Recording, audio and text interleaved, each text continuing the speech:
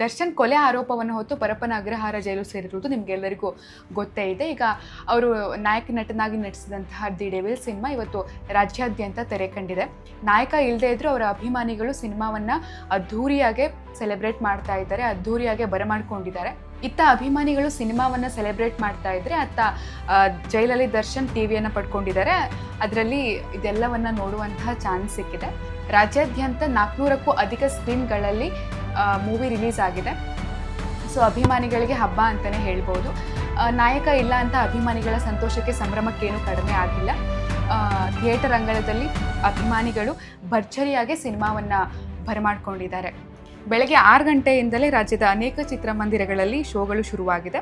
Advance ಬುಕ್ಕಿಂಗ್ನಿಂದಲೇ 6 ಕೋಟಿ ಹಣ ಗಳಿಸಿದೆ ಅಂತ ಹೇಳಲಾಗ್ತಾ ಇದೆ. ಇನ್ನು ಒಂದು ವಾರದಲ್ಲಿ ಅದಕ್ಕಿಂತ ಹೆಚ್ಚಾಗಿ ಗಳಿಸುವಂತಹ ನಿರೀಕ್ಷೆ ಕೂಡ ಇದೆ. ಈ ಹಿಂದೆ ಕೂಡ ಸಾರಥಿ ಫಿಲ್ಮ್ ರಿಲೀಸ್ ಆದಾಗ ದರ್ಶನ್ ಅವರು ಜೈಲಲ್ಲೇ ಇದ್ದರು. ಸೊ ಆಗಲೂ ಕೂಡ ಸಾರಥಿ ಫಿಲಮ್ ಹಿಟ್ಟೇ ಆಗಿತ್ತು, ಸಕ್ಸಸ್ಸನ್ನು ಪಡ್ಕೊಂಡಿತ್ತು. ಸೊ ಈಗಲೂ ಸಹ ಅಭಿಮಾನಿಗಳ ಬೆಂಬಲ ಜಾಸ್ತಿನೇ ಇದೆ. ಸೊ ಈ ಡೆವಿಲ್ ಸಿನಿಮಾ ಕೂಡ ಸಕ್ಸಸ್ಸನ್ನು ಕಾಣುತ್ತಾ ಅನ್ನುವಂಥದ್ದನ್ನು ಕಾದು ನೋಡಬೇಕಿದೆ.